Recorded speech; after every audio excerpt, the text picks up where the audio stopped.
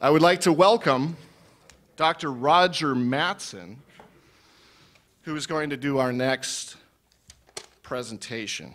Now, Dr. Roger J. Mattson is the author of the recently published book, Stealing the Bomb: How Denial and Deception Armed Israel. We'll take questions in a bit, sir. Can we get a question card over to this guy with his hand up, or can he give you one? We'll be collecting those and bringing them up. Have a Q&A at the end. Dr. Roger Mattson has experience in engineering and management at Sandia National Laboratory, the Atomic Energy Commission, the Nuclear Regulatory Commission, the Environmental Protection Agency, and several other nuclear safety and security consultancies. He was advisor to the Nuclear Regulatory Commissioners on policy issues such as safety goals, risk assessment, nuclear standards, 3 Mile Island. And after leaving government service in 1984, he led 2 private companies that provided safety and security services for U.S. nuclear power plants, the Energy Department's nuclear facilities, and several foreign users of nuclear power. Following the Chernobyl incident in 1986, he helped develop IAEA guidance on safety principles for the world's nuclear power plants. He oversaw nuclear safety consultancies in 5 countries. He also served on the off-site safety committees for several nuclear power plants and several DOE nuclear facilities. In 2012, he was part of a team formed by the American Society of Mechanical Engineers to forge a new safety construct for nuclear power after the tragedy at Fukushima. He has participated in safety analyses and field surveys of nearly 150 nuclear facilities in the US, Europe, the former Soviet Union, and the Far East, including the startup of the latest US nuclear power plant in 2015. Roger?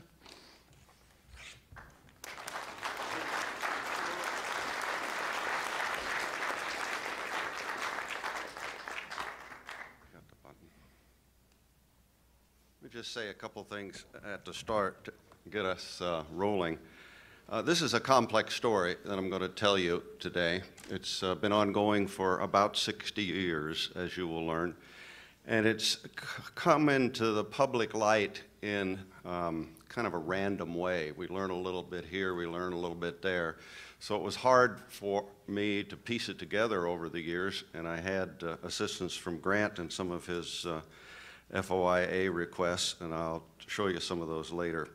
There's some science involved in this story, so if I'm trying not to go over your head on the science, but the science is important to this story. So if you have questions about that, send a card up and we'll see if we can answer it at the Q&A session. I'm going to cover a lot of territory. When I was in China helping them start their first nuclear regulatory authority, I learned a phrase about moving fast through a subject. They call it watching the flowers from horseback. So today we're going to watch some flowers from horseback, if you get my meaning. There's some new information in what I'm going to talk about that's never been talked about publicly before. It's in the book, and we'll point it out as we come to it. I started an interest in this subject, the theft of nuclear materials from the United States to jumpstart the Israeli nuclear weapons program in 1977, when I was asked to lead a group of NRC, Nuclear Regulatory Commission, security experts to look at the charges by a whistleblower, one of our colleagues at the Nuclear Regulatory Commission. Over the years, as more information became available, I learned that I hadn't been told everything the government knew at the time it set me up to conduct that investigation, so I had a certain curiosity in it. There were a couple congressional investigations following the whistleblower activity, the most important of which was led by Mo Udall, a Democrat from Arizona. And his records became available in recent years at the University of Arizona Library, which were a vital source to me. We're going to hear in the story about a man named John Haddon, a CIA person. He was station chief for CIA in Tel Aviv at the time of this event. His son made his records available to me about 2 years ago after his father's death. and they proved invaluable, as you'll see from quotations I'll provide from there. And then in 2006, the Department of Energy declassified some technical information about the uranium that was stolen, and it helped put the whole story together. So some of this broke very late compared to when it happened. Let me say a couple things about Israel's nuclear program. The first reactor built in Israel was supplied by the United States under President Eisenhower's Atoms for Peace program. Some of you are probably old enough to remember that. It was an attempt by the Eisenhower administration to stay in the lead over the Soviets in the distribution of nuclear technology in the world. And a small research reactor was built at Nahal Sarek in Israel. About the same time, because the United States refused to provide a plutonium production reactor, the Israelis made a deal with the French that had its genesis in the Suez Canal crisis and the support that the Israelis provided for the French in that affair. And they obtained on the QT the design and fabrication of a reactor at a place called Dimona in Israel. The French provided not only the reactor and the fuel, but also the reprocessing plant from which plutonium could be extracted for making nuclear weapons. An important part of the Israeli program was an organization called Lakam, which is a Hebrew acronym for a security organization. I think it was the Scientific Bureau or something that it stood for. These people were charged with espionage around the world, mainly centered in the United States, to steal materials, components, and information about nuclear weapons production capabilities. They were also the people that befuddled the inspectors sent by President Kennedy and for a time by President Johnson to look into Dimona to try to confirm the Israeli claims that it was a research reactor, not a weapons production reactor. There's a Ministry of Defense organization called Raphael, another Hebrew acronym that you'll see show up in the chronology as I go through it. Just to give you a time reference, historians believe today, scholars believe today, that the first Israeli nuclear weapons were available for use at the time of the Six-Day War in 1967, to try to give you a time reference. This next slide is a quick picture of Dimona. It's hard to see much on that slide. I just point out that on the right-hand side is the usual reactor containment dome that you're used to seeing at other nuclear plants. I think in the middle there are cooling towers, forced draft cooling towers, and then the tower on the far left would be for gaseous effluents from a plant. An important thing to remember, these plants all have radioactive effluents. So the company that was involved in the diversion of materials to Israel was a company called NUMEC, Nuclear Materials and Equipment Corporation. And the next couple slides provide a timeline for NUMEC's operation. It's left something off of the start. In 1955, there was a Geneva Conference on Peaceful Uses of Atomic Energy, where people from developing nations that hadn't been involved in the Manhattan Project and the bomb production capability of the United States in World War II first came together to talk about, under the Atoms for Peace kind of dialogue, what they wanted to do with nuclear energy. And Israel was prime attendee at that meeting in the person of Ernst David Bergman, who went on to become the father of the Israeli atomic bomb. He was the chairman at that time of the Israeli Atomic Energy Commission.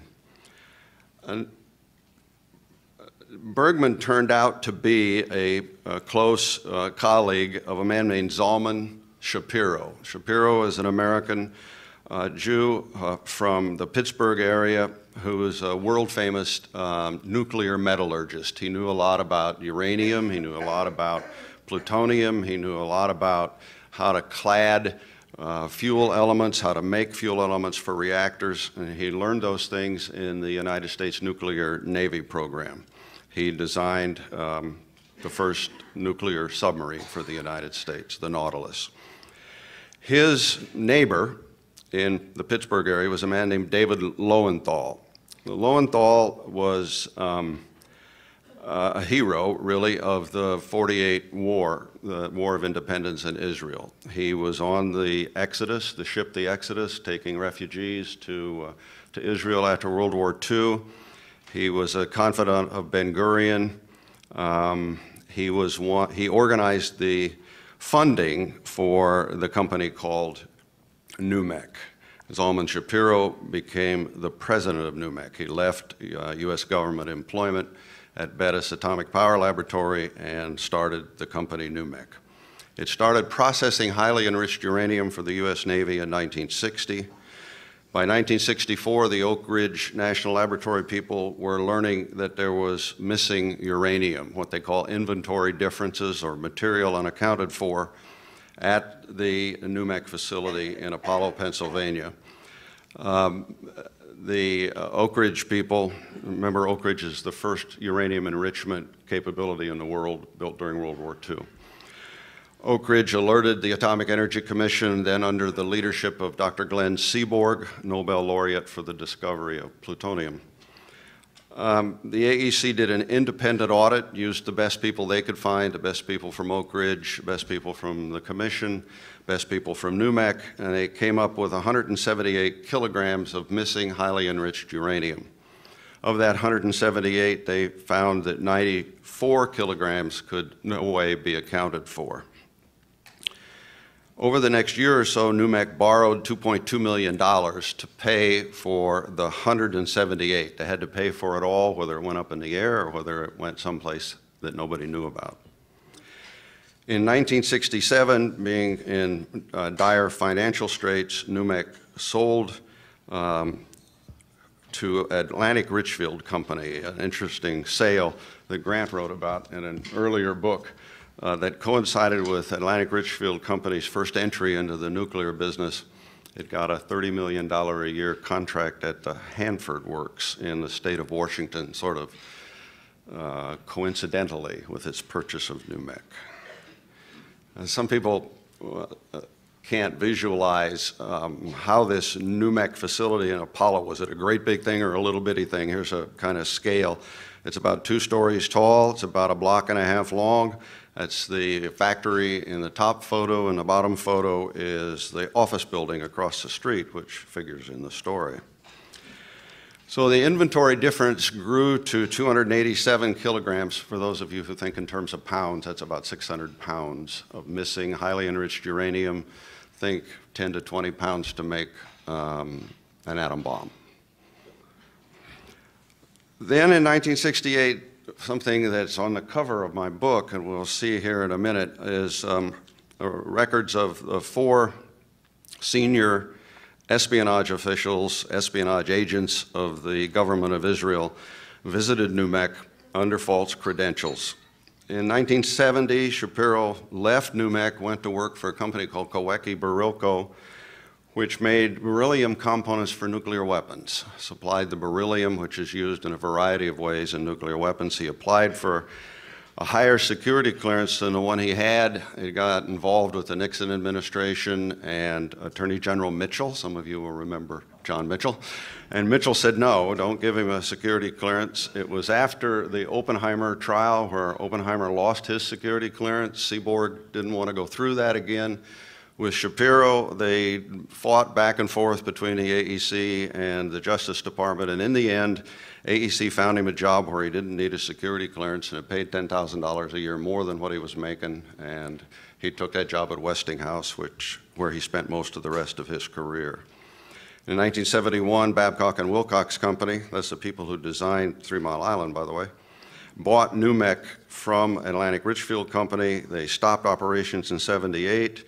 The plant was decommissioned, returned to a green field by 1992, but it had a waste disposal site a few miles away that is now the subject of a Superfund cleanup by the United States government to the tune of $400 million, organized by the Corps of Engineers, and the costs are being negotiated by the Justice Department.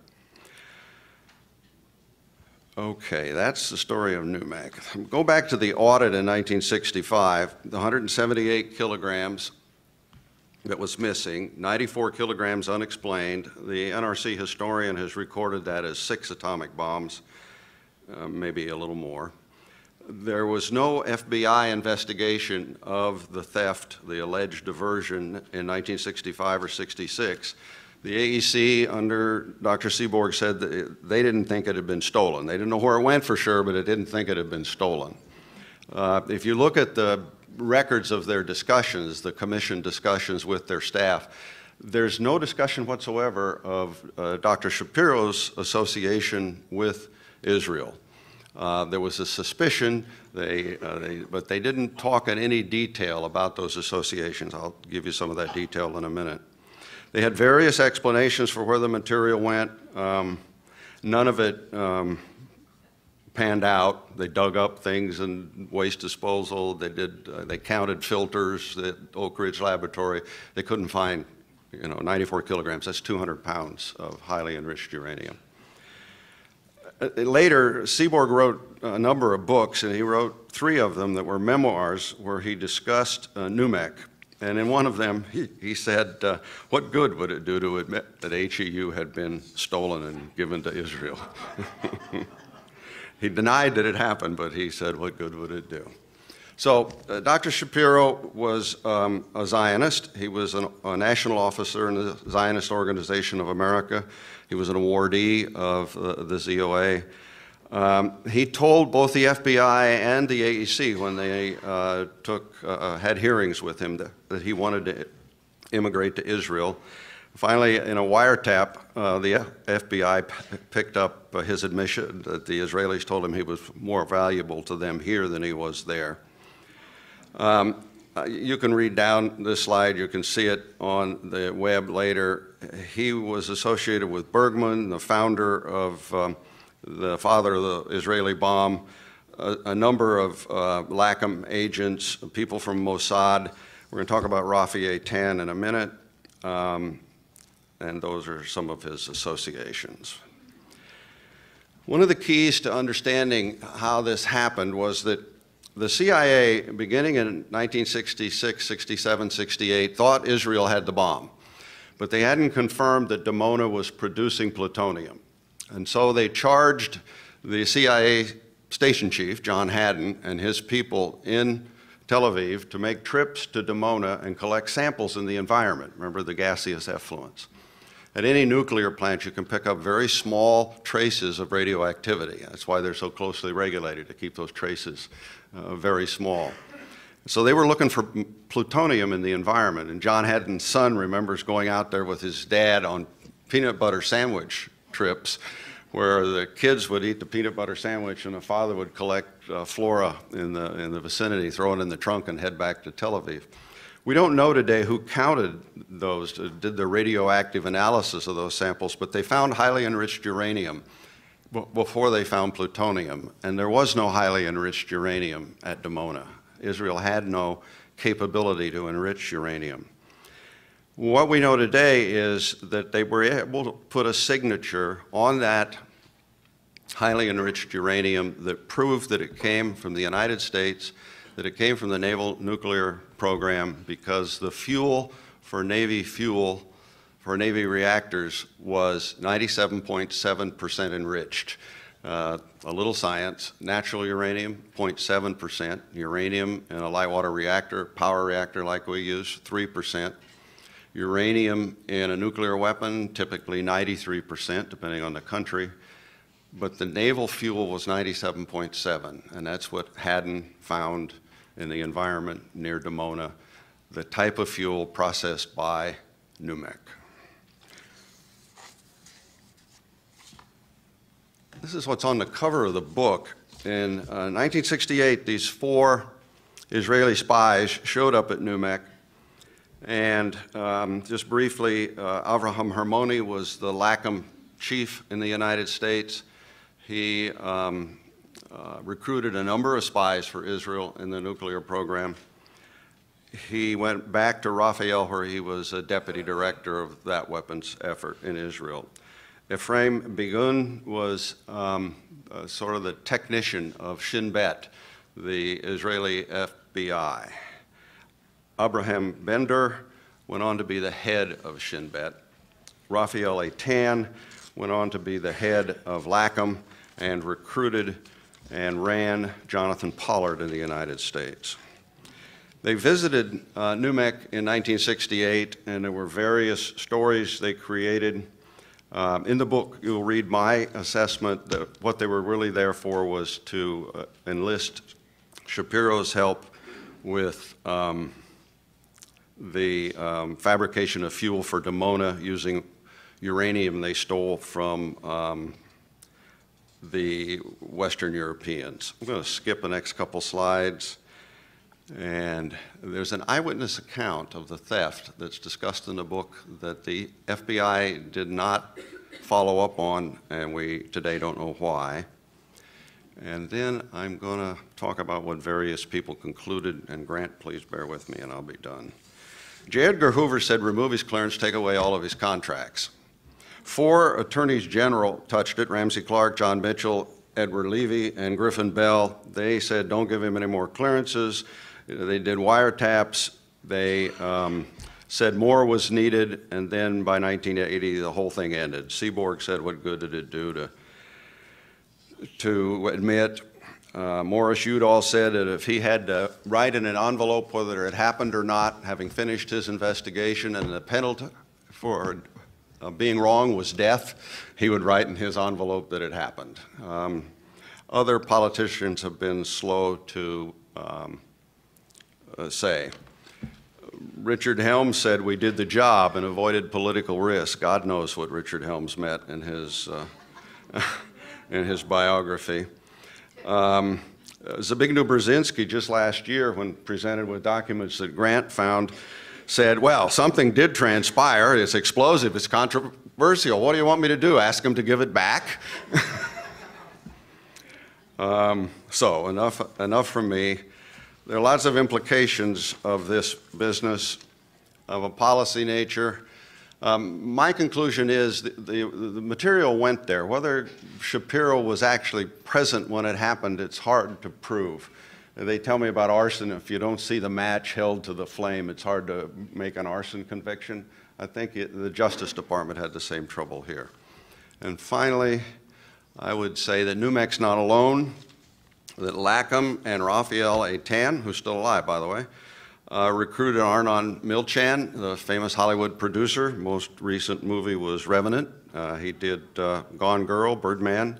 He's one of the wealthiest men in the world, was an Israeli spy causing the smuggling of materials and information to their nuclear program for many years.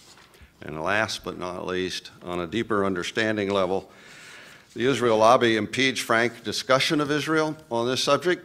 This book has stuff in that people haven't seen before, and I hope they'll pay attention to it. The Israeli policy of nuclear opacity, denying that they have the bomb when we all know they do, impedes frank discussion of weapons-free Middle East, which the Obama administration and others have talked about, and we ought to get on with. The only solution to these nuclear weapons things is nuclear disarmament. It's probably a 100-year process. We ought to start today. Thank you.